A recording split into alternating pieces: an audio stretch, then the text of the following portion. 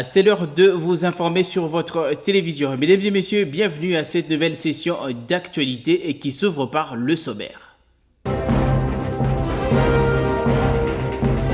À la une de l'actualité, Kinshasa et Pékin renforcent leur coopération sécuritaire. Le vice-premier ministre, ministre de l'Intérieur et Sécurité, Jacquemain Chabani Louko, a signé un accord de coopération policière aux côtés de son homologue chinois. Accord qui permettra de renforcer les capacités opérationnelles de la police nationale. Ensuite, après son passage à Uvira, le patron de la défense nationale congolaise, Guy Kabombo Mwadianvita, poursuit sa tournée. Cette fois sur une note diplomatique en mettant le cap sur Bujumbura, capitale du Burundi, en vue de la consolidation des mécanismes de collaboration bilatérale en matière de défense. À suivre également dans ce journal le lancement officiel par la première ministre Judith Suminwa Tuluka de l'atelier inaugural consacré à l'élaboration des normes de construction des infrastructures et travaux publics en République démocratique du Congo. Objectif, promouvoir les infrastructures plus sûres et plus durables.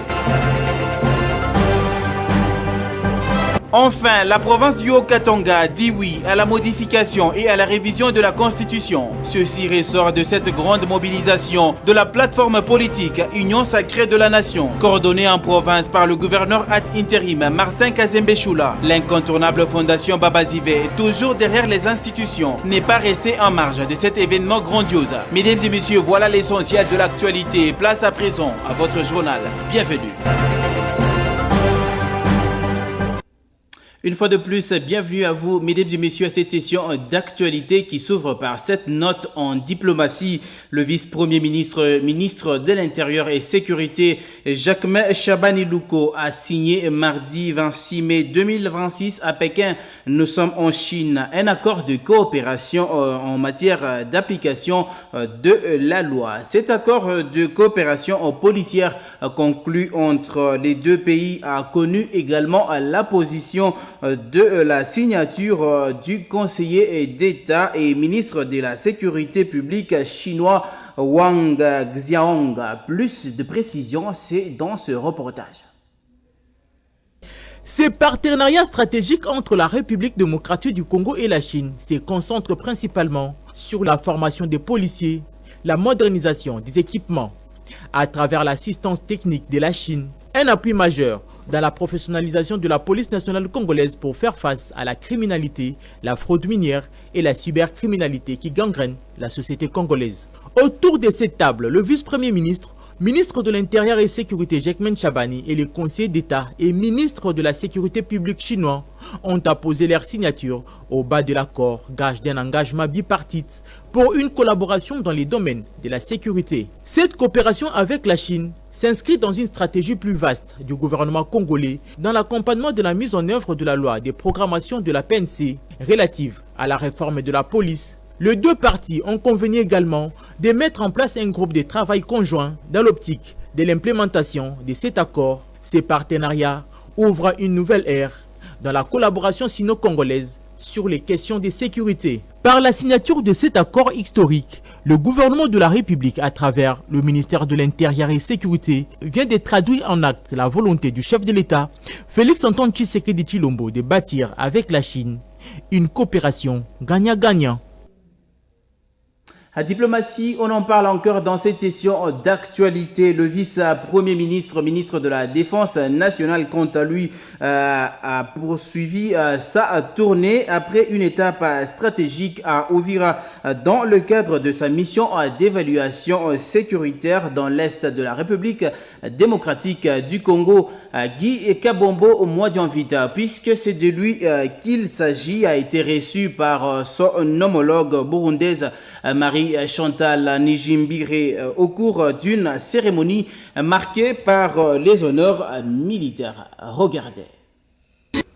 Cap sur Bujumbura pour le vice-premier ministre, ministre de la Défense nationale et des anciens combattants, maître Guy Kabombo Mwadianvita. Après l'étape d'Uvira au sud Kivu, le vice-premier ministre, ministre de la Défense nationale et des anciens combattants a poursuivi sa mission au Burundi dans un contexte marqué par le renforcement de la coopération sécuritaire entre Kinshasa et Bujumbura. Reçu ce mardi 26 mai avec les honneurs militaires par son homologue burundaise, maître Marie-Chantal Nijimbire, maître Guy Kabombo Modianvita a eu un entretien axé sur la sécurité frontalière, les défis sécuritaires régionaux et le renforcement des mécanismes de coopération militaire entre les deux pays. Les experts congolais et burundais ont également évalué les axes de coopération militaire et accéléré les discussions autour de la mise en œuvre de l'accord de défense signé le 6 mars 2023. Au-delà des questions sécuritaires, cette rencontre traduit la volonté des chefs d'État, Félix-Antoine Tshisekedi Tshilombo et Évariste Ndayishimiye,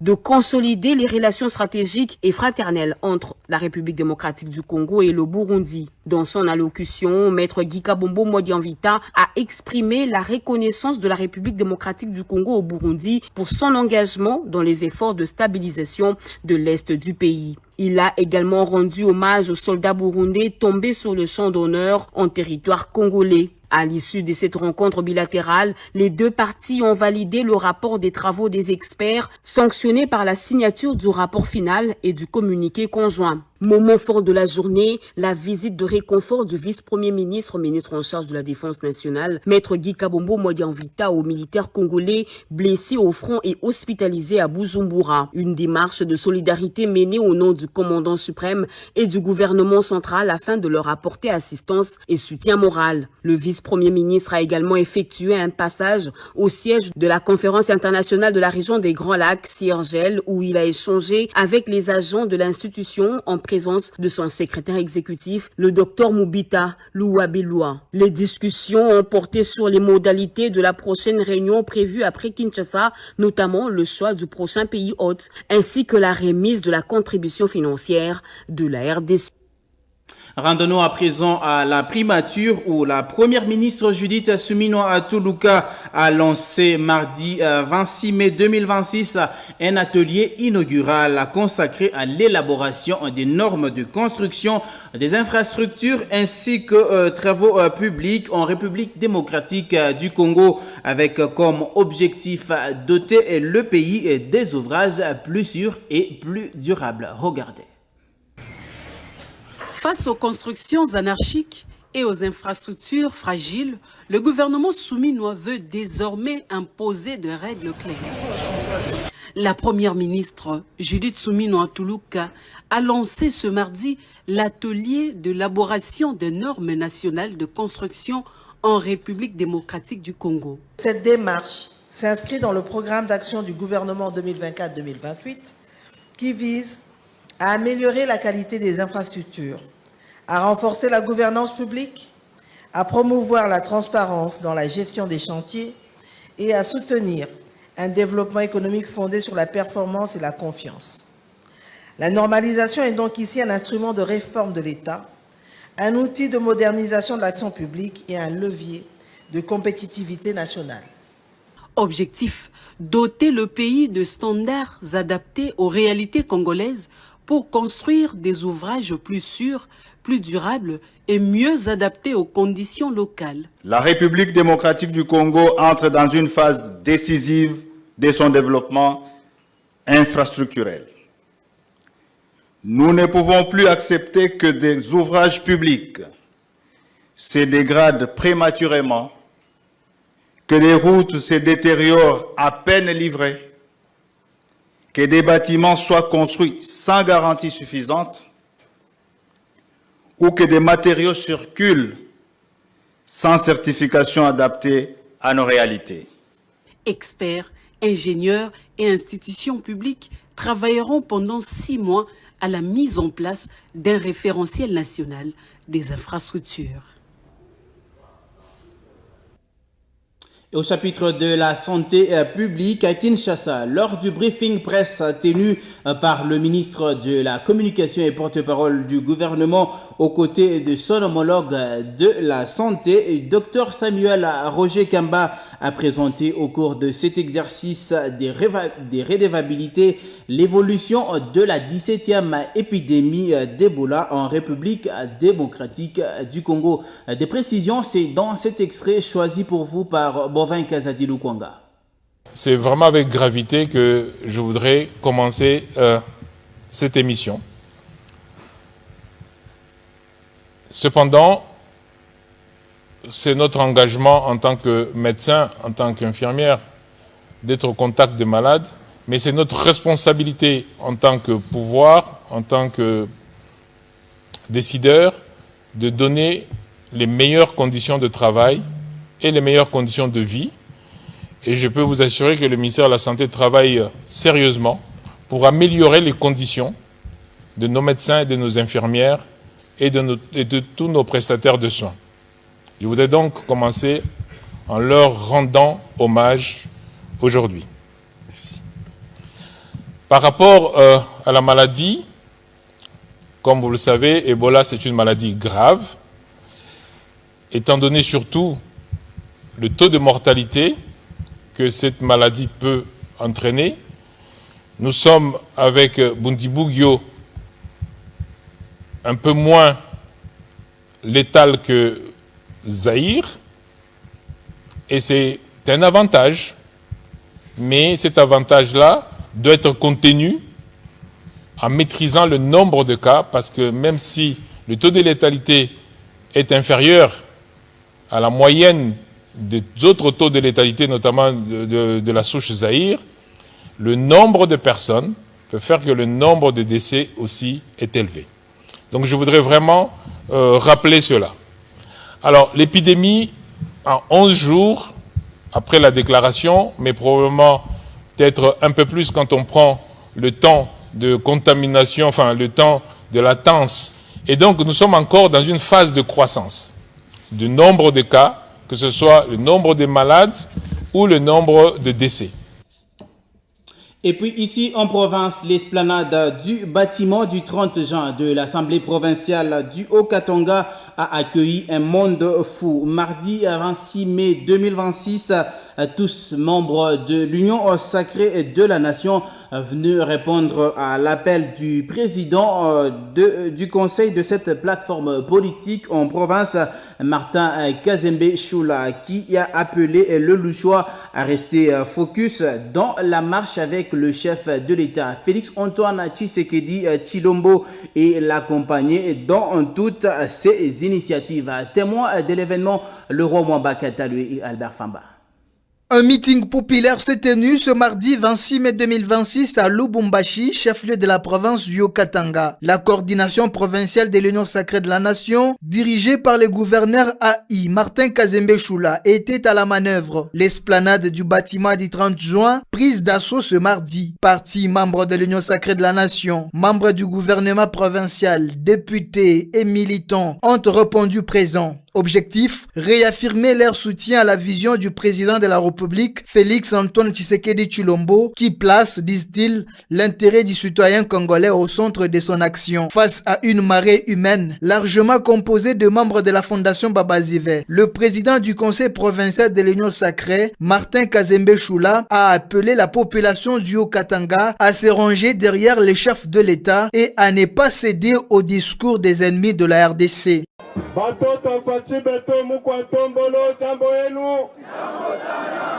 Ya kwanza tunataka kumionyesha ya kusema Fachi Beton c'est notre dénominateur commun. Fachi Beton c'est un patrimoine national. Fachi Beton c'est notre sauveur. Fachi Beton c'est notre héros. Juu alikatala kuingia mwile je ya baadui bale beko na tuagrese ngambo ya est. Na anabonesha muko na bulongo yenu, murudie na shimu tuache bulongo yetu. Shinjo vile? Paka vile tunekalaka kumukongo yako. Shebote batoto ya Haut-Katanga tunasema oui au changement de la constitution.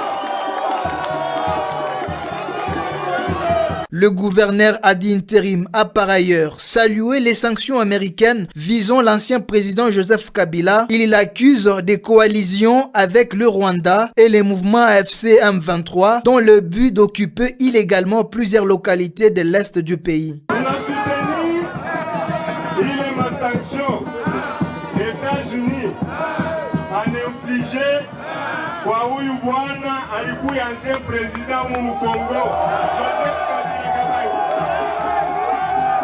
Présent à ces rassemblements, le ministre provincial de l'Agriculture, Pêche et Élevage, Bobo Malulu Kalungwe, également membre du comité provincial de l'Union sacrée, a appuyé la position du gouverneur ad interim, soutenant la démarche du chef de l'État concernant le projet du changement ou des modifications de la Constitution. La Fondation Babazive est rangée derrière le chef de l'État, son Excellence Félix Antoine Tshisekedi Tshilombo, pour le changement de la Constitution.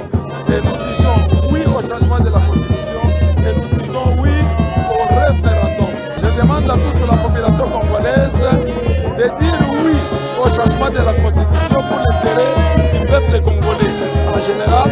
Et je dis au peuple, au Katangais, de dire oui au changement de la Constitution pour l'intérêt du peuple au Katangais. À travers cette mobilisation, Léo Katanga affiche son soutien au président Félix Tshisekedi et se dit adhérer aux actions menées pour la restauration de la paix et la consolidation de l'unité nationale.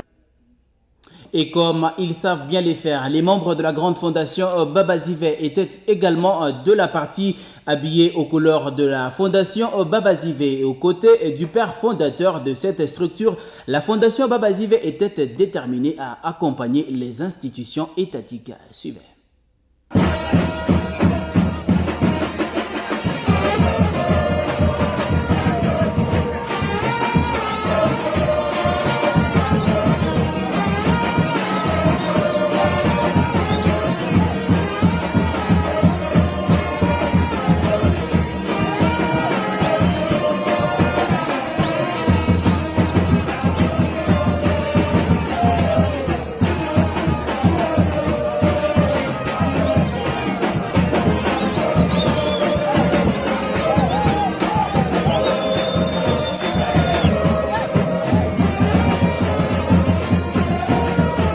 L'esplanade du bâtiment du 30 juin a vibré ce mardi 26 mai 2026 au rythme d'une mobilisation exceptionnelle. Parmi les grands acteurs de cette journée, les membres de la fondation Babazive, venus par milliers pour accompagner les leaders de cette grande structure, l'excellence Bobo Malulu Kalungwe, accompagné de l'honorable Mkwezi Malulu Magloire, qui réaffirme leur soutien total au projet de révision constitutionnelle porté par le chef de l'État, Félix Antoine Tshisekedi. S'il y a une structure qui a marqué les esprits par sa discipline et sa supériorité numérique lors de ces grands meetings, c'est incontestablement la fondation Babazive. Venue des quatre coins de la ville, les cadres, militants et sympathisants ont littéralement pris d'assaut l'esplanade du bâtiment du 30 juin.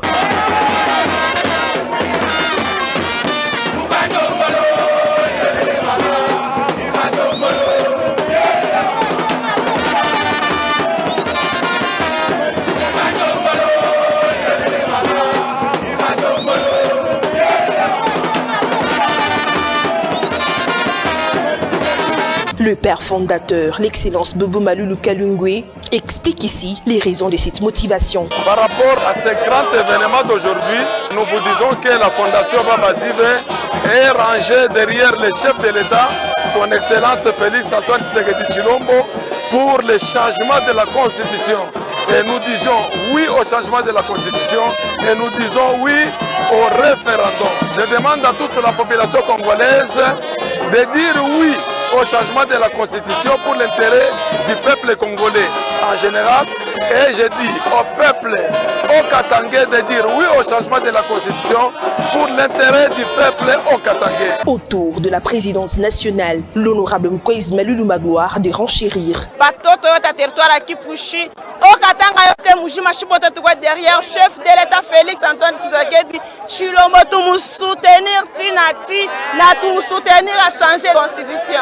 En présence du gouverneur de province Martin Kazimbe Choula et de plusieurs autres autorités politiques et administrative, la direction de la fondation s'est affichée au premier rang des forces vives de la province, un oui franc et massif au changement de la constitution. Les messages de la fondation Babazive lors de ces meetings est resté clair et net et sans équivoque, un soutien indéfectible aux actions du président de la République, Félix Antoine Tshisekedi Tshilombo, et une adhésion totale à la vision de la loi fondamentale. Dire oui au changement de la constitution, c'est faire le choix du progrès et de l'adaptation de nos institutions aux réalités du peuple congolais. En acceptant et en portant haut ses projets de révision constitutionnelle, la Fondation Babazivé démontre qu'elle ne se contente pas d'être une structure de bienfaisance, mais qu'elle s'inscrit pleinement comme un pilier majeur du débat républicain et du soutien aux garants de la nation en province.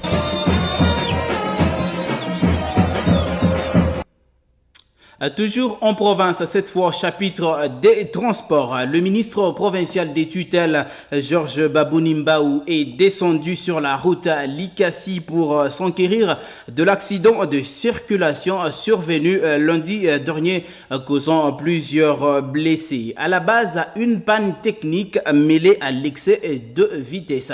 Des précisions, c'est dans cet élément de reportage. Les causes de cet accident impliquant un bus de l'agence Classic Coach survenu aux premières heures de ce lundi 25 mai 2026 au niveau du village 45 sur la route Likasi restent inconnues. Interrogé par Georges Babouni Mbao, ministre provincial des Transports, présent sur ce tronçon, l'agent de la circulation routière et plusieurs habitants n'ont avancé que des spéculations. Certains évoquent un excès de vitesse, tandis que d'autres parlent d'une panne technique. Heureusement, cet accident n'a fait aucune victime. Toutefois, plusieurs blessés légers ont été enregistrés et acheminés au centre hospitalier les plus proches pour certains, tandis que d'autres ont été transférés à Lubumbashi, notamment le gérant du bus qui a connu une fracture de l'une de ses jambes. Cependant, l'état du bus indique que l'accident pourrait être lié à un manque de contrôle technique et la réaction du mécanicien du bus en dit long. Toujours à proximité de cet accident, un carambolage s'est produit mettant aux prises 6 véhicules. Le village 65 a connu aussi un accident causant mort d'homme. Il s'agit d'un chauffeur tanzanien qui a fini sa course dans un camion de son compatriote d'une même firme. Selon les informations recueillies sur place, la victime aurait perdu la visibilité suite à une épaisse fumée provoquée par le feu de brousse avant de terminer sa course. Contre un camion en stationnement, ici aussi, le ministre provincial des Transports a participé à l'extraction du chauffeur tanzanien coincé dans sa cabine. Il est dans quel état maintenant?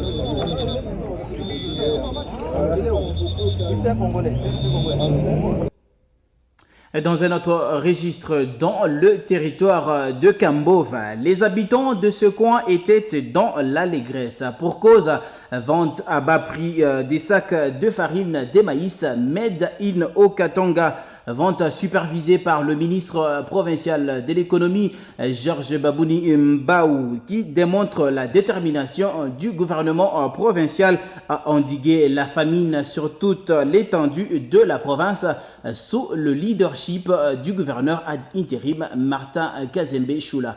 Regardez. Cette fois-ci, c'est la population du territoire de Kambove, précisément celle du village Bongo Bongo, sur l'axe Lubumbashi-Likasi, de Luambo et Kambove Centre, ainsi que des 4 communes de la ville de Likasi qui ont bénéficié de la vente de la farine de maïs Made in Okatanga au prix social de 25 000 francs congolais le sac de 25 kg. Dans tous les points de vente ouverts pour la circonstance, la population est venue nombreuse pour se procurer cette denrée mise à sa disposition en quantité suffisante par le gouvernement Kazembe. Le ministre provincial de l'économie, Georges Babouni Mbao, a indiqué à la population que le gouverneur Martin Kazembe Choula a mis cette initiative en place afin de soulager tant soit peu des ménages des Okatangais, et ce, en suivant les instructions du chef de l'État, Félix Antoine Tshisekedi Tshilombo. Ce qui fait ma joie, c'est cette appropriation de cette activité qui concerne la lutte contre la vie chère. On avait déjà commencé cette activité, le lancement officiel de la vente dans les territoires des Mitouaba. Nous étions à Lubumbashi et nous avons choisi la ville de Likasi aujourd'hui, ainsi que le territoire de Kambove. C'est vrai, il faut le dire en toute honnêteté, nous n'avons pas couvert toute la ville de Likasi, encore moins tous les territoires de Kambove.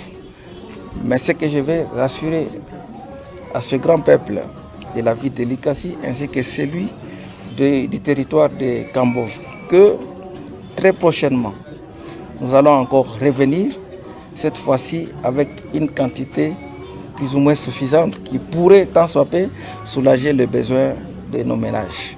Le ministre provincial de l'économie a également annoncé qu'un autre lot de farine sera acheminé dans les différents points de vente de Cambourg et dans les 4 communes de Likassi, à savoir Kikula, Chitourou, Likassi et Panda, afin de permettre à toute la population d'en bénéficier. Satisfaite, la population n'a pas manqué d'exprimer sa gratitude au gouverneur Martin Kazembe Choula. Tunamshukuru baba yetu anetukumbuka. Ana mayo. Mungu akuongezeko miaka na mashiku. Baba wafu wako kwa hiki tendo unatenda. Tunampigia merci mwana mayo. Tunapata bunga wa bei ya chini. Kufanya Kazembe tunampigia merci sana kwa kutosha kwa bunga bei ya chini. President wetu Mungu ambariki. Tunashukuru sana kwa kuza kwa bunga wa bei ya chini. Tunampigia merci sana. Tunashukuru sana, Mungu amubariki. Pour rappel, le gouverneur intérimaire Martin Kazembe Choula a initié l'opération de vente de la farine produite par son gouvernement afin de lutter contre la spéculation du prix de cet aliment de base des Haut-Katangais à un prix véritablement social. Mesdames et messieurs, place à présent à l'actualité sportive derrière cette courte transition.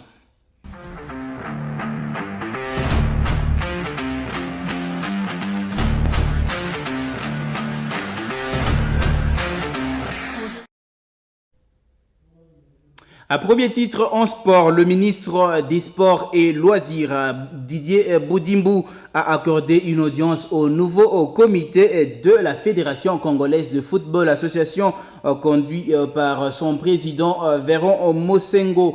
Au cours de cette rencontre dans son bureau de travail, Véron Mosengo et sa délégation sont venus présenter les civilités auprès du ministre des tutelles après leur élection. Bovin Kazadi Lukwanga nous fait le point dans ce commentaire.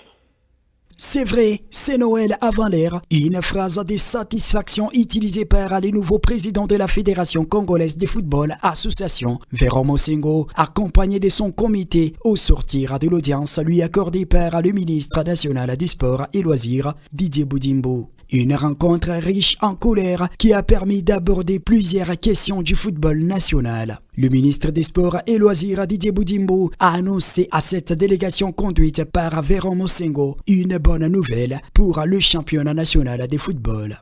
Et on a reçu une très bonne nouvelle, ce que j'ai dit Noël avant l'heure, que le ministre des Sports et Loisirs il a réussi à obtenir pour notre ligue un montant très intéressant.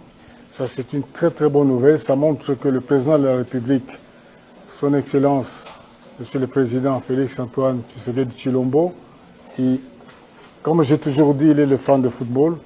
Donc, à travers lui, ils ont mis à disposition ces montants qui étaient. Outre cela, un autre point essentiel de l'opéra de la République démocratique du Congo a été abordé au cours de cette rencontre, en prévision de leur préparation à la Coupe du Monde 2026, surtout sur l'aspect sanitaire. Véron Mosengo éclaire l'opinion. On a eu la réunion avec la FIFA l'avant-hier, pour tuer la rumeur qui circulait comme quoi les joueurs seraient dans l'isolation totale avec l'équipe qui les a rejoints. Non. Pour la FIFA, nos joueurs qui tous jouent en Europe et l'équipe qui les a rejoints, ils l'ont fait, ils sont dans le respect total de mesures imposées par l'administration américaine. Donc, de ce côté-là, il n'y a rien à craindre. Les joueurs ne seront pas à l'isolation, ni l'encadrement qui les a. Pendant ces temps, les léopards de la République démocratique du Congo peaufinent leur entraînement avant le démarrage du Mondial 2020. De l'autre côté, l'on a noté la toute première séance d'entraînement des léopards de la République démocratique du Congo qui a été lancée mardi 26 mai 2026 en Belgique. Une séance effectuée dans l'optique de préparer les prochaines échéances de la Coupe du Monde 2026 ainsi que les deux matchs amicaux face respectivement au Danemark ainsi qu'au Chili. Bovin Kazadi Lukwanga revient une fois de plus dans ce commentaire.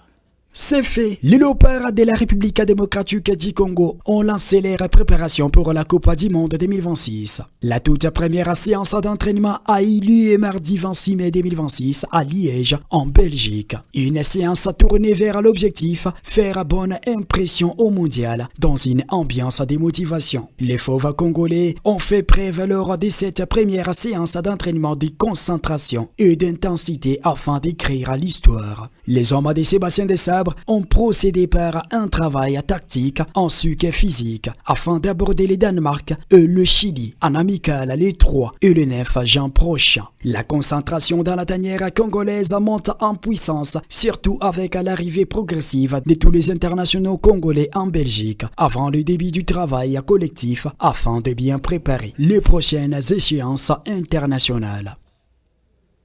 Poursuivons ce journal avec la page internationale juste après.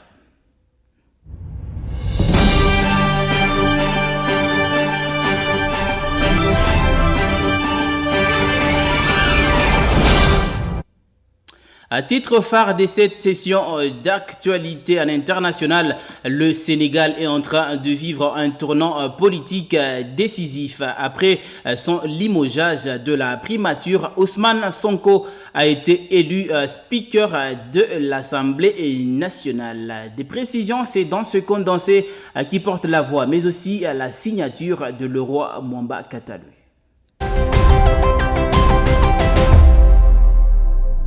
Messieurs et dames, bienvenue à cette ronde en international qui s'ouvre par cette actualité. Les pèlerins musulmans ont continué mardi à accomplir les rituels sacrés du pèlerinage du Hajj sur le mont Arafat en Arabie Saoudite malgré une chaleur étouffante. Contrairement aux années précédentes, les rues autour de la mosquée Namira, la deuxième plus grande mosquée de la région de la Mecque, étaient désertées. À midi, la plupart des pèlerins priant à l'intérieur dans des espaces climatisés. Des pèlerins venus du monde entier se sont rassemblés mardi sur une colline de plaine d'Arafat lors du deuxième jour officiel du pèlerinage islamique annuel considéré comme le point culminant du Hajj. Le Hajj, l'un des 5 piliers de l'islam, est obligatoire une fois dans la vie pour tout musulman qui en a le moyen et qui est physiquement capable de l'accomplir. L'événement qui s'étend sur plusieurs jours peut être une expérience spirituelle profondément émouvante pour le pèlerin et une occasion de demander le pardon des dieux et l'effacement des péchés passés.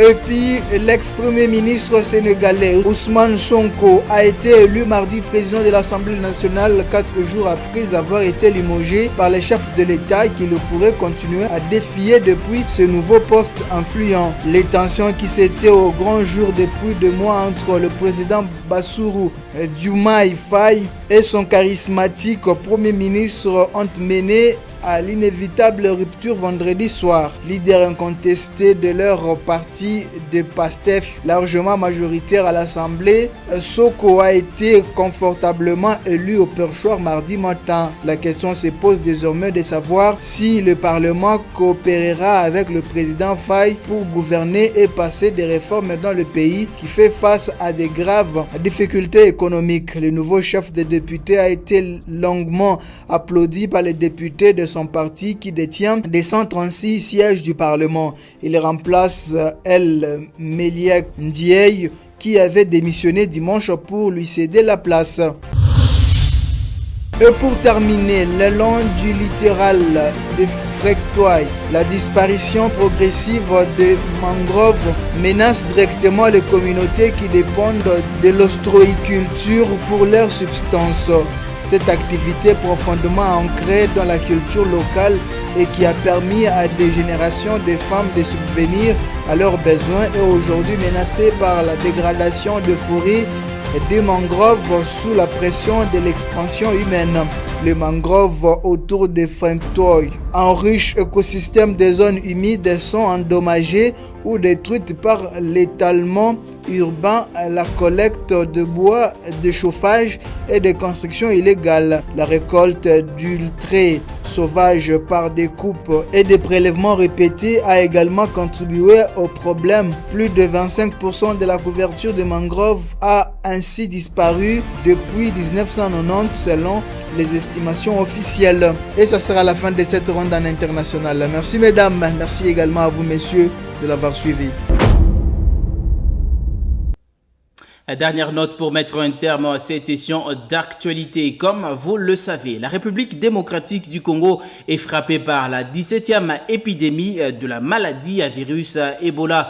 Pour Bergeron Omuntu, acteur politique et personnel soignant qui est l'invité de votre journal. La RDC doit mieux gérer sa communication pour éviter toute mauvaise interprétation en dehors du territoire national, bien orienter et coordonner les fonds pour lutter efficacement face à Ebola et enfin continuer à compter sur son expertise dans la gestion des épidémies ainsi que sur son personnel soignant en lieu et place de jeter le dévolu sur les pays étrangers.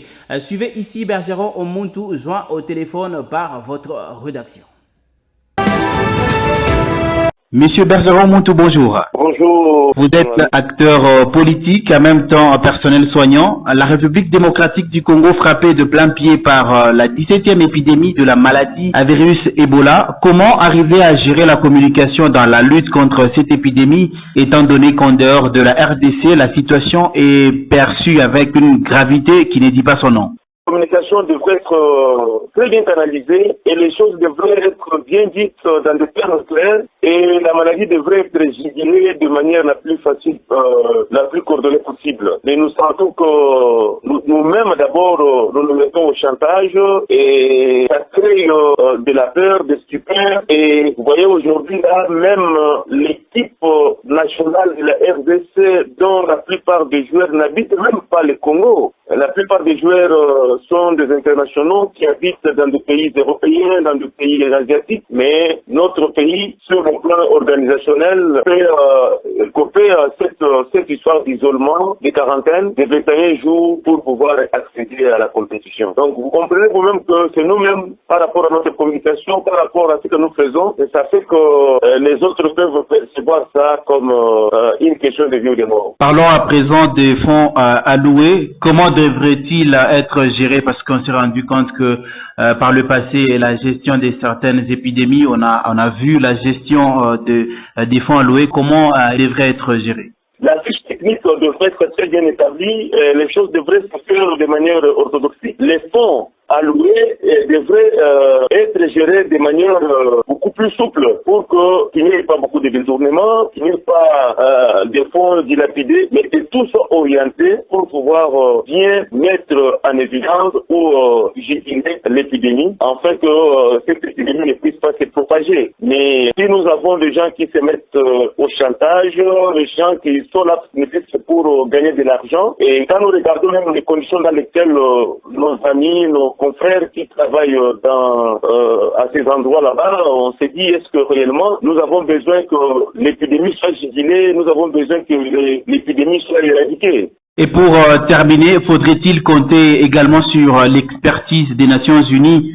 dans la lutte contre Ebola? Parce que le ministère des tutelles nous a laissé entendre que les États-Unis ont développé un anticorps monoclonal expérimental. Les États-Unis, c'est vrai, ils peuvent avoir l'expertise, mais en termes d'Ebola, vous n'allez pas me contredire que la RDC, je l'ai dit, c'est parmi les pays les plus avancés par rapport à cette épidémie, parce que nous sommes déjà à la énième épidémie d'Ebola.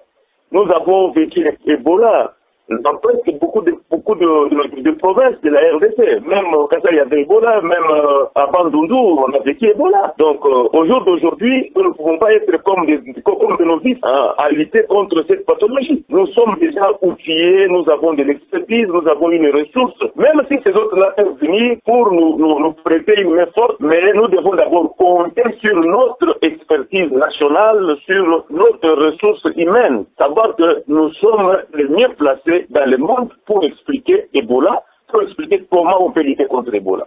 Monsieur Bergero Montou, je rappelle que vous êtes acteur politique, en même temps personnel soignant. Merci d'avoir répondu aux questions de Magloire Radio et Télévision. Merci beaucoup, c'est moi qui vous remercie parce que vous avez pensé à moi. Ce journal est arrivé à son terme. Une session d'actualité qui a connu l'implication de l'équipe technique ainsi que rédactionnelle de votre télévision.